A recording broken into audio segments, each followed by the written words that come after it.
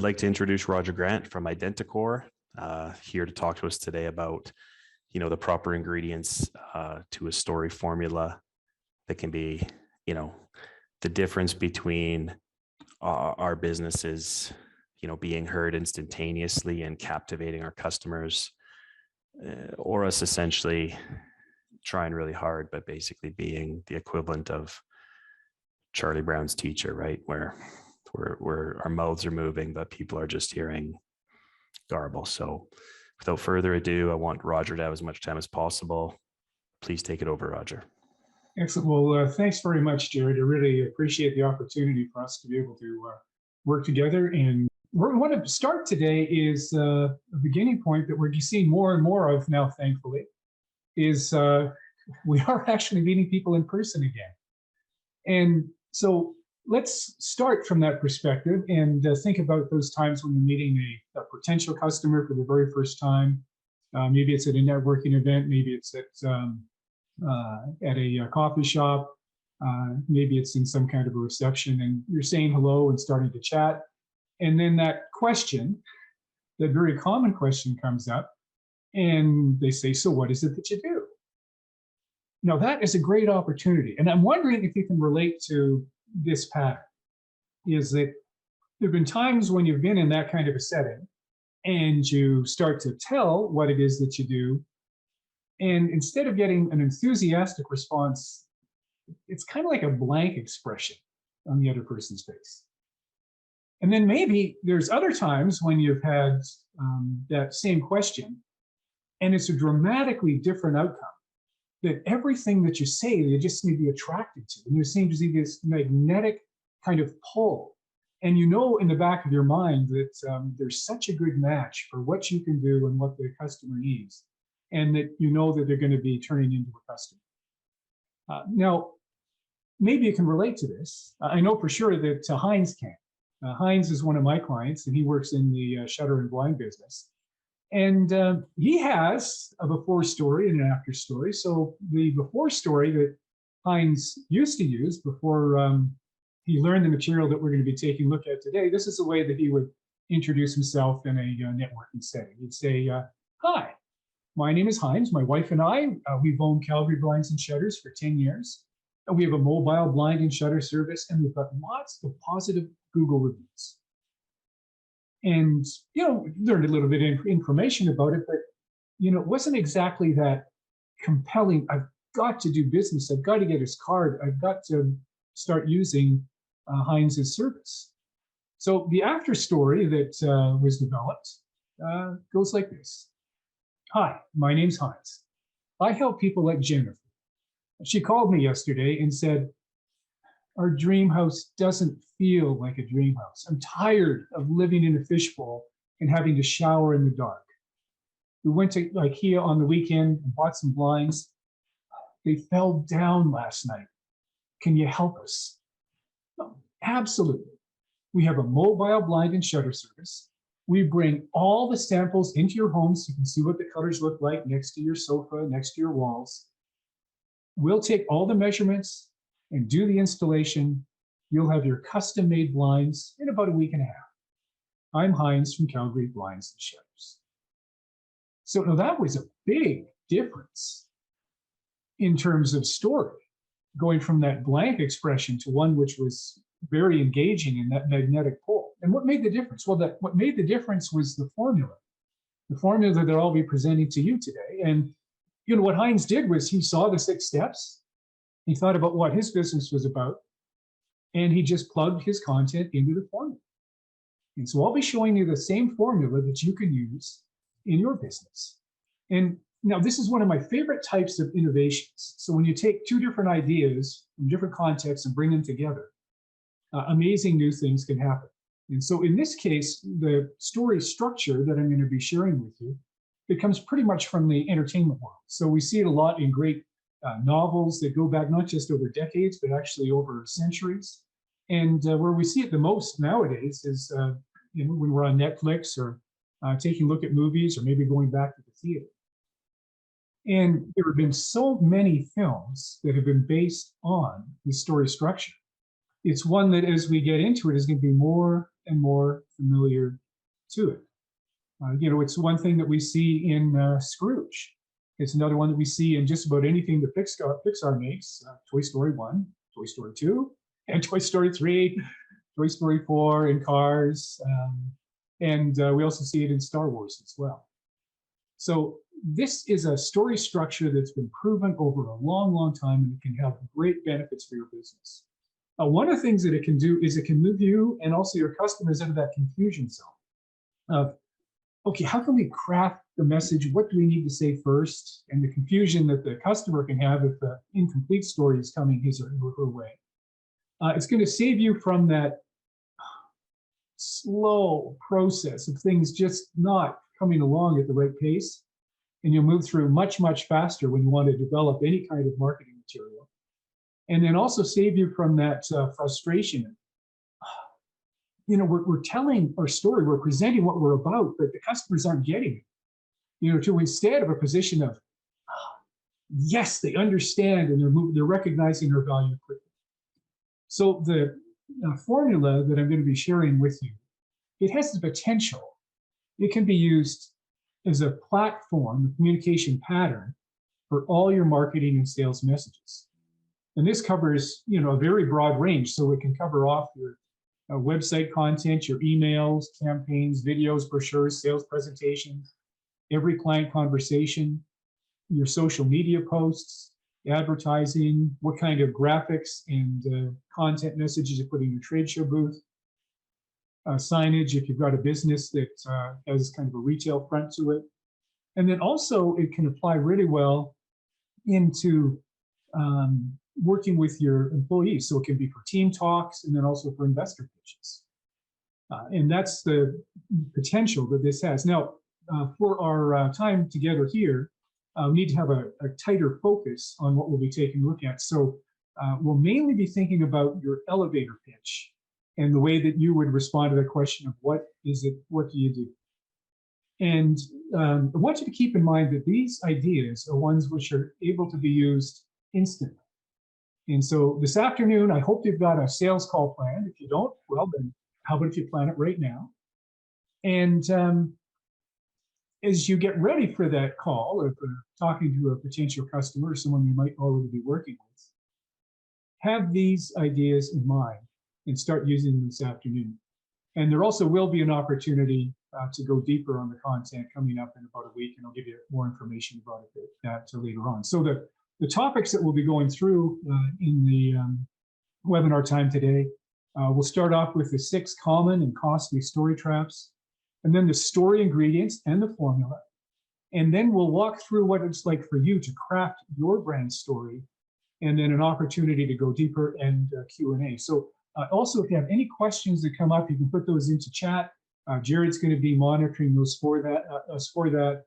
We might be taking a look at some of those questions as they come in, or just at the end, depending on just how they fit the best in the flow of the presentation. So let's start off with the 6 common and costly story traps, kind of mistakes, mishaps that I see quite often in so many companies out there. So what are the traps? Well, trap number 1 is winging it. So instead of having a really well rehearsed and choreographed, beautifully polished presentation and storyline, instead you're just relying on the fancy footwork in the moment. That I'm sure that we'll come up with the right kind of words, the right kind of ideas, and that's a little bit inconsistent.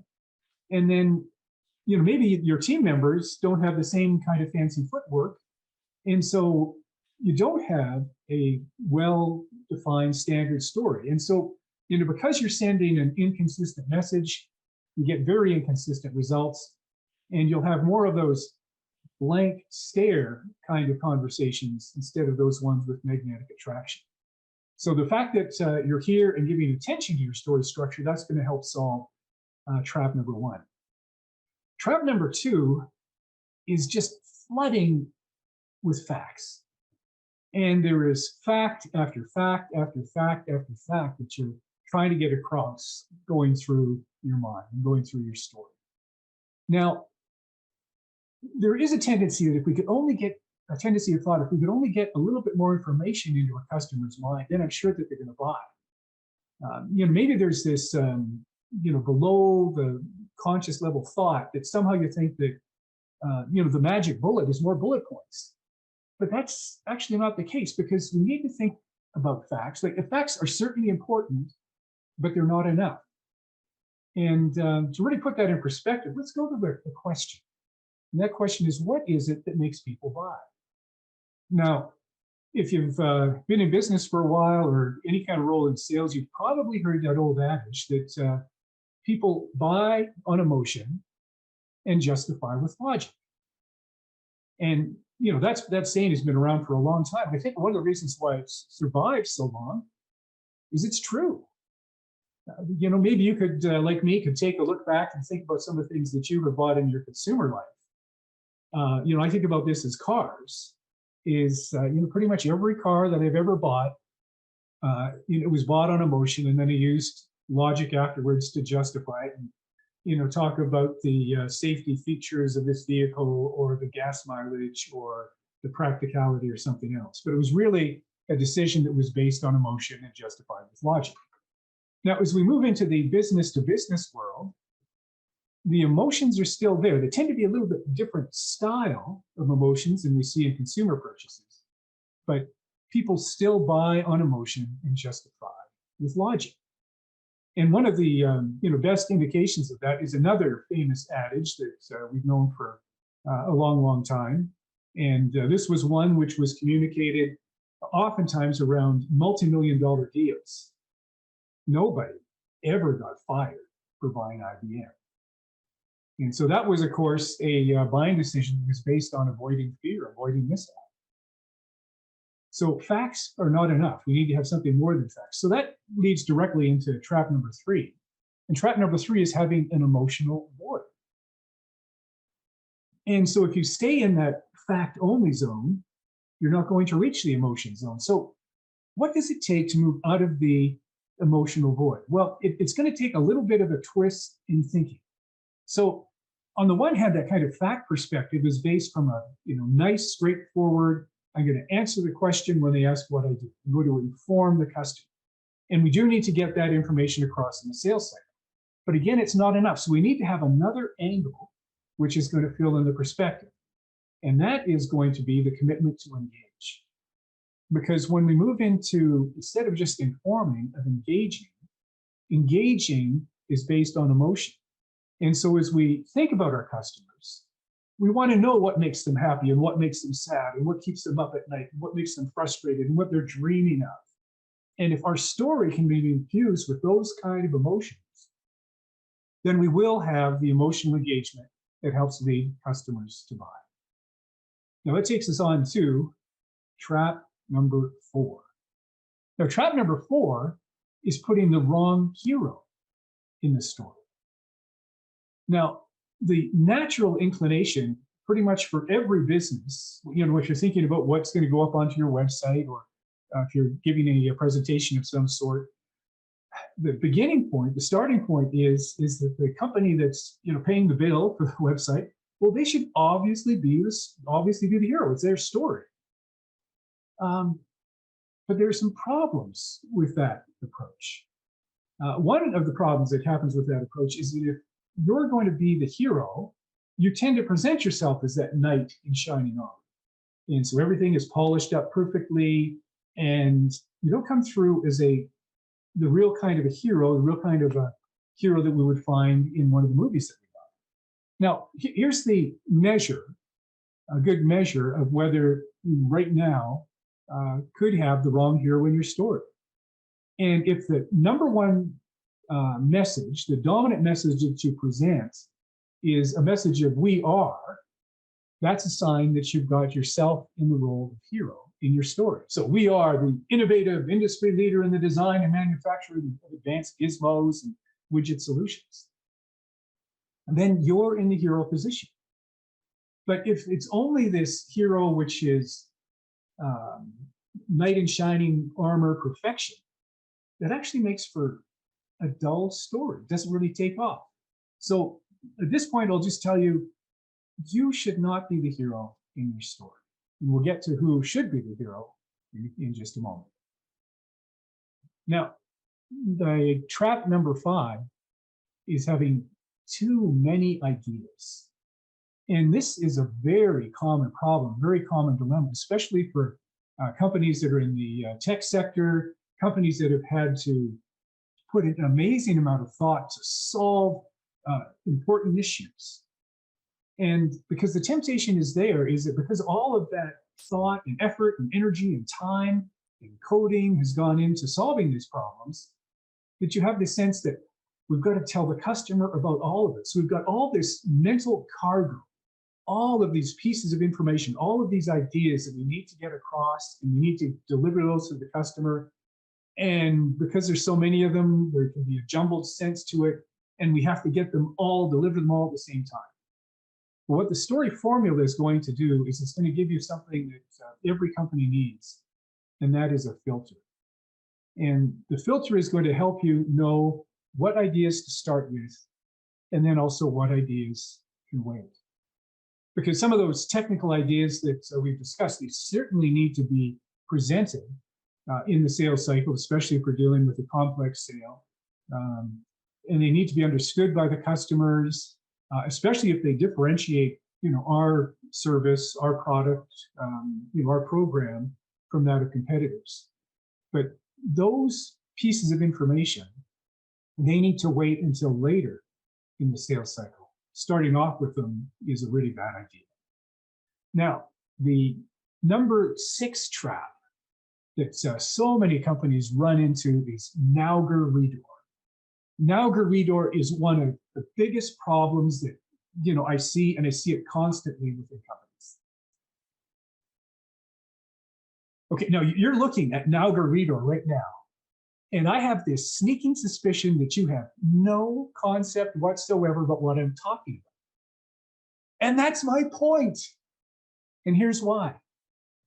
Ironically, you have in front of your eyes right now all of the right information you need to take in a message. All the right letters are right there in front of you. But because they're jumbled up, because Nauger Redor, because those letters are in the wrong order, they make no sense whatsoever. And the same thing that in this case was illustrated with letters also holds true with story. So if you present the story ideas in the wrong order, the message falls off the cliff. So if you go to the market with a 5, 4, 1, 3, 2 story, it's not going to make sense. But here's the good news. If you've got a 1, 2, 3, 4, 5, 6 story, and you follow the order appropriately and just plug the right information at the right time, all of that mental cargo that you have to deliver, there's this free flow that the customer is willing to accept, and you'll be able to back those ideas up into the brain, into the mind of the customer, and the receiving dock will take them in. They need to be in the right order. Now, you're wondering, okay, well, are we telling a 5, 4, 1, 3, 2 story? Well, let me give just a little bit of a preview of what these points are. So point number 5 in the brand story structure is really how we do it. But if we start off with a how we do it story, we don't have the traction. It leads to confusion. And then 4, what 4 is who we are. Who we are, we're so great. Now, point number 5 and point number 4, those are probably the kind of messages that we most want to say, because that's what our minds have been on in our businesses. And we do need to communicate that in the marketplace, in our messages, but they need to wait until later on, because they're not effective if we start there. They become far more powerful if we can wait until step 4, wait until step 5. So these are the 6 traps that are common and costly for so many companies. And I'm wondering if there are ones that you particularly identify with. Like, do you wing it? Or do you flood your customer with facts? Is there an emotional void? Do you have the wrong hero in your story? Do you present too many ideas? Do you suffer from Nauger Redor? Okay, so those are the common problems, the common traps that we see again and again. Now let's move into the ingredients of a great story, and then also take a look at the formula. So ingredients. What type of content, what kind of ingredients need to go into your story? Well, the first thing that your story needs is it needs to be a tale of transformation. So it needs to start off from one place and move to a better future. You know, in the movies, we love to see stories of transformation. So we meet Luke Skywalker, and he goes from being young and vulnerable, inexperienced. He has great potential, but also he has a lot of self-doubt. And so he goes from that earlier state into being that, triumphant pilot, the destroyer of the Death Star. We love to see that kind of transformation. We love to see Ebenezer Scrooge go from crotchety, miserable old tightwad to a joyous and generous soul. And we love to see Lightning McQueen go from that young, hotshot racer who's, pretty full of himself, to being considerate and connected with family in a whole new definition of success. And so your story also needs to be a story of transformation. And I would expect that if you just thought about it with this kind of a lens, you'd be able to see how you are able to take your customers, your clients, from that before state to a transformation. And so that needs to be a really important part of thinking of what your story needs to be, a really key ingredient. The next thing that you need in ingredients is a cast of characters. And in just a moment, when we get into thinking about what steps to take in crafting your story, we'll go into some detail. But just think about cast of characters as one of the requirements right now.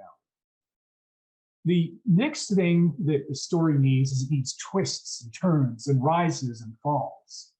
And if you've driven in the western part of Alberta, and if you've gone from Lake Louise up to Jasper, you'll know Highway 93, the Icefields Parkway. And that is one of the most captivating roads on the planet. That every time you turn the corner, there's a new mountain face, a new glacier in front of you that rises and falls. And there's all of this beauty and discovery which just unfolds. And that's what your story needs to be like. I contrast that to what a drive through Saskatchewan is.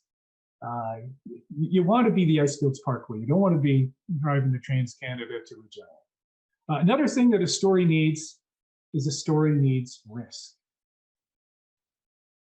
And there are risks that are involved if your customers, your prospects, if they don't choose your service, or if they choose a substandard service instead of yours. And so great stories, the ones that keep us on the edge of our seats when we're in the movie theater, they have risk and tension. And so your story needs to have that as well. Okay, so now we've got the 1, 2, 3, 4, 5, 6 up on screen. And now let's go in and show you what each one of those numbers represent. So this is the formula. Step 1 is we're introduced to a hero. So very early on, right at the beginning of the movie, we meet the protagonist, we meet who the story is about, and we start learning about that individual, who he or she is. And one of the things that we soon learn about the hero is that the hero wants something. Now, if we found out that the hero wanted something and then automatically got it, it'd be a really short movie, and it wouldn't be that entertaining, and it wouldn't do well at the box office. Because there's never a automatic trail along the yellow brick road to success. Instead, other things happen. And those other things are obstacles. And so after we find out what the hero wants, then we see all the things that are in her way, that are in his way, that is stopping. So there are hurdles, there are challenges, there are setbacks. There's a villain that is oftentimes involved. And then just as the obstacles seem pretty much unsurmountable, the lowest point in the story, then we're introduced to the guide. And then the guide has this empathy for the hero. The guide has experience that the hero is able to tap into. And the guide also, because of having been down a similar road, has a path, has a plan in place. And where that is going to lead the hero to is to the transformed future. So we've got the hero who wants something, encounters obstacles, meets the guide leads the hero on a path up to a transformed future. And so this is the structure that you can plug your story into. I mentioned before that we see this a lot in movies, and the Academy Awards folks, as well as the box office numbers, really like these kind of stories. So on the Academy Awards side, this story structure is the story of what was, when it came out, the Best Picture of The King's Speech. That same film also won Colin Firth the Best Actor Oscar. And then, all those, over years and years and years, all those movies that Steven Spielberg has done. Well, the story Schindler's List, which is one of the most dramatic transformational movies ever, that is the story, that is the movie that finally got Spielberg the Best Picture Oscar. And then also for Sandra Bullock, her Oscar came from this story structure in the movie Blindside. And this story structure also shows up in Shrek. Now, if there ever was a movie that proved that you don't have to be a knight in shining armor to be a hero, it is Shrek. And so this is very insightful for us, because on that hero side, we've got this green ogre.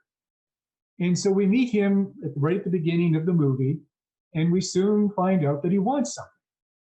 And so what he wants is he wants to be left alone in his swamp. But there are some problems about being left alone in his swamp, because you've got those all the village people that come through with their pitchforks, and they want to take out the ogre, and then other kind of obstacles that come in. All the fairy creatures, they start moving in, and Pinocchio and the three little pigs and the wolf, they all take over his swamp. And there are all these obstacles that are in his way to get in what he wants. And then he meets the guide. And the guide in Shrek is Eddie Murphy's character, Donkey. And they have that quest. So they're literally going on this path to be able to rescue the princess from the castle.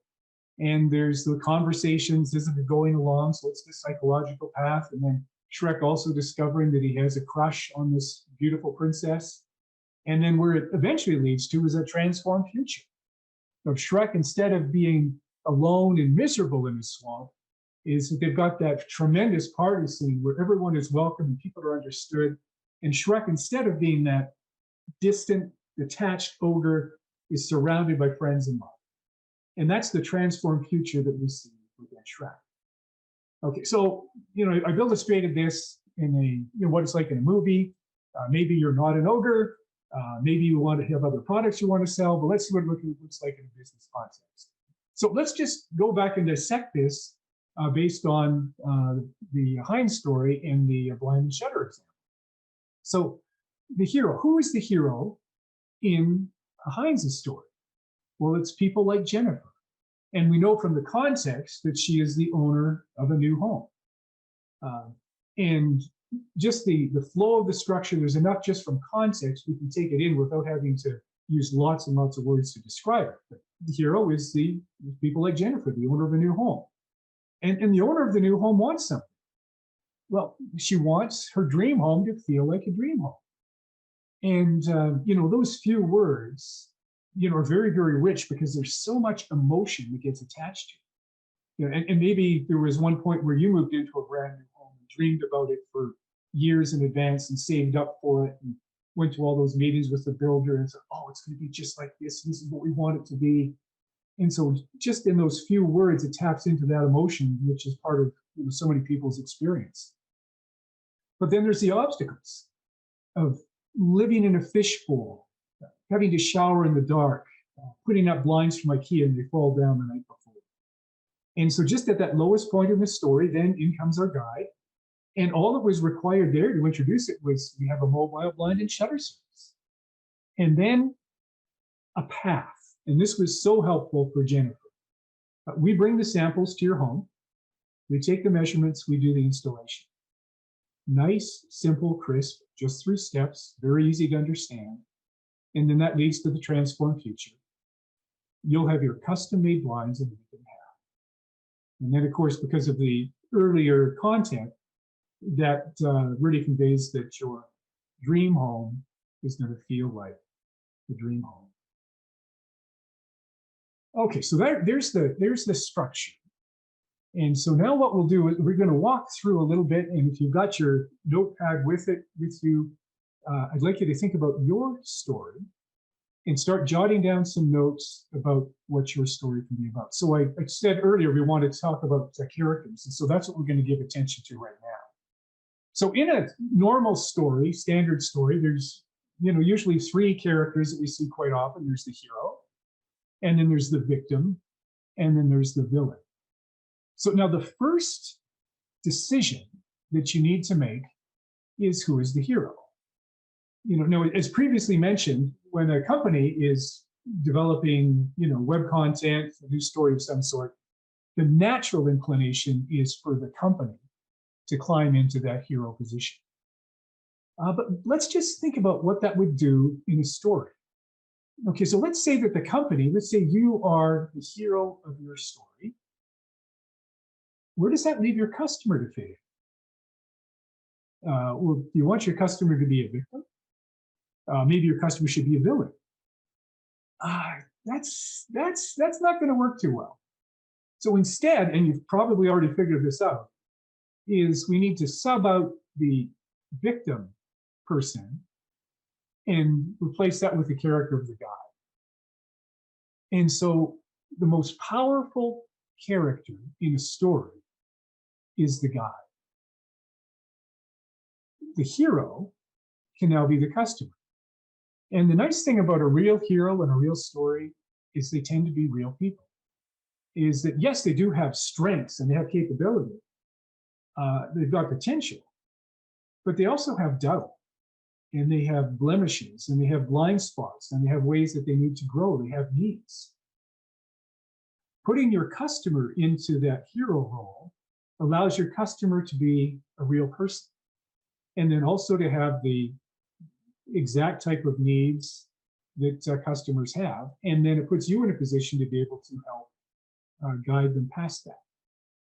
So the customer is the hero, you are the guide, and then the villain side, just really quickly, if there is a easily definable villain in a story, that's something that can really help. That's all the time we have on at this juncture to go into it. But I want to move now into giving you a little bit of kind of the strategies we build your story.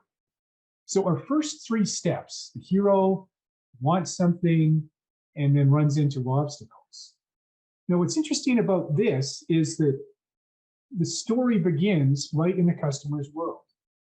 Now, what that does is that attracts attention, because when the customer starts hearing about what the presentation is about and identifies with it, there's immediate interest.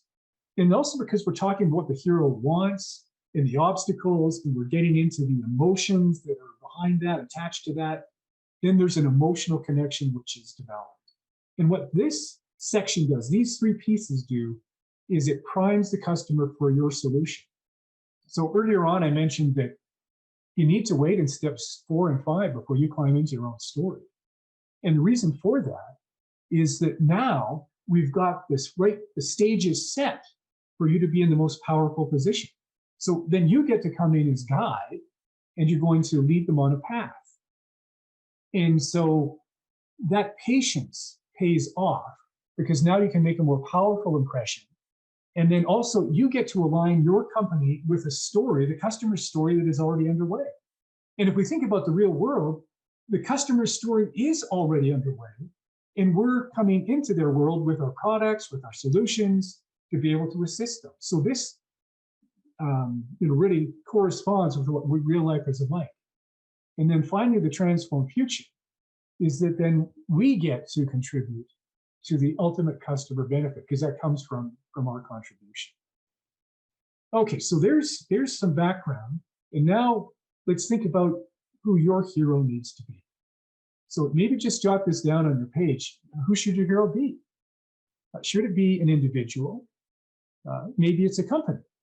So maybe you serve companies that have $5 million in sales and are in such and such an industry. Or maybe it's an individual that is maybe it's the CFO or the vice president of marketing, or it's the owner, manager, entrepreneur. But get that person in your mind. And as a background, it's helpful to go through a description. So maybe it's the age of the individual, the age of the company, what size the company is, what stage of development is, what's going on in the business. These are all factors for you to think about in the background. So you've got those notes, that information to draw upon when you go in to write. But we start off with who's your hero. Then the next step is defining what the customer wants. So what does the hero want? So maybe they're chasing something new. There's something they want to achieve. Or maybe there's this problem that's been nagging at them for a long time and it's time to overcome it. Or maybe there's some danger that they need to get rid of and need to move out of the way. So the better that you know your customer and can have these ideas to start from, that really establishes the level of interest that is underway and helps with the development of the story. Now, the obstacles. So you need to be able to take the customer and realize that there's some pain there. So what are the obstacles that they're facing practically, and then also what kind of emotions come from it? Is there a villain at work? And you recall earlier on, I said that great stories need to have an element of risk to them. Here you need to have enough potency into the story that you're writing, that sense of risk and urgency develops. And then that sets the perfect stage for you to enter the story as guide. And so who is the guide? So do you want the guide to be your company? Maybe your guide is your product, or maybe your guide is your service. Or depending on the business, maybe the guide is a customer service rep, or someone who's face-to-face. And then what is the expertise that that guide, that character, whoever you choose, has to help the hero? So if it is a product, maybe it's some element of its functionality, the end goal, what is able to achieve for the customer. So you want to have those aspects in mind, and especially elements of credibility are really important to communicate here about the guide. And then the path, the path part. So what is the roadmap? What are the steps that you lead a customer through? What are the guiding principles? And in the final version that you develop for your path, what I usually recommend is a minimum of a 3-step process, and then maybe up to about 5. If it gets beyond that, then that gets too much to take in an initial story and becomes confusing. What we're really doing here is showing that we've thought through the process and the steps that the customer needs to take, and that they're straightforward, and that also will be there to guide them through. And then the final piece is the transform future. And so what is the ideal future for your customer? And then define what it is you can deliver for your hero. And then there's also a transformation that can happen of who the hero can become. So we think back to the examples of Luke Skywalker being that ace pilot who's able to get that laser bullet, that weapon delivered right into the most vulnerable spot of the Death Star. So who has the hero become? And then also, is there some kind of a scene that captures that transformation, so that you know for sure that they've been able to accomplish what they've set out to do? And so that's a transform future. So I hope this gives you a starting point for you to be able to work on in your story. And I mentioned earlier on that with this whole formula has the potential to be a platform for all the communications that you have, for your company, for your products. And so the first step in that is to develop a core story. Now, our main focus has been on just on that elevator pitch, a shorter version of it. I want to quickly give you an example of what a fuller core story is about. And so this is one that I developed for a B2B client that's in the remote communications world. And here's how it goes. The far north, the deep woods, the open seas. Now, it's a little bit different starting point. The XYZ Corporation is an industry leader in remote telecommunications. It starts in the customer's world, and it continues on. You know, it's extremely challenging to do business in remote locations. The distances are vast, the climate harsh, the obstacles huge, the stakes are high. You can't afford any weak links, half-baked promises, or flaky cell phone coverage. Communication is essential. You know, the difference between being up and running or completely shut down is communication. Having trustworthy connections back to civilization. Voice lines for emergency calls. Sensor signals to verify pipeline integrity. Data streams for vital IT systems. Internet service to connect with colleagues and loved ones back home. The industry's most trusted satellite network. InfoSat provides all the communication links you need, delivered across the industry's most secure, most reliable, and most trusted satellite network. InfoSat has been the communication backbone of remote business operations for more than 25 years. With InfoSat, you have the confidence to do business anywhere. We equip downtown executives to call the shots on million-dollar-a-day drilling programs in real time. We help utilities monitor the flow of electricity and revenue. We make distant work camps feel more like home. We keep trucking, retail, and tourism firms in contact and in business. InfoSat keeps you connected. So there's an example of a fuller brand story. And so what you do is you develop that core story and then adapt it for the content for your website, for emails, for videos, for social media posts, etc. But drawing from those 6 categories of story and having the flow go appropriately, that's how you develop that as a platform for all of your communications. And I mentioned earlier, there's an opportunity to go deeper and to be able to escape those 6 common and costly story traps and have far fewer of the blank face conversation responses and a lot more of that magnetic pull. And so the opportunity is an online brand story workshop that will start next Wednesday, so a week from today, from 10 to 11:30, where you create your brand story, and we'll do a deep dive into the formula. So we'll take a look at the hero, of how to make the hero relevant to a wide audience. And we'll discuss the 3 levels of desire and what the hero wants to best engage emotions. We'll take a look at how to define the villain in your story. And then how to build relevance and credibility for you is the guide in the eyes of the hero. How to present a clear and simple plan of action on leading the path. And then how to demonstrate the hero, how the hero has changed, and also how the hero's world has changed. And so this will include brand story workshops and more B2B examples. And so going through this process, you'll have a very advanced prototype of your elevator speech.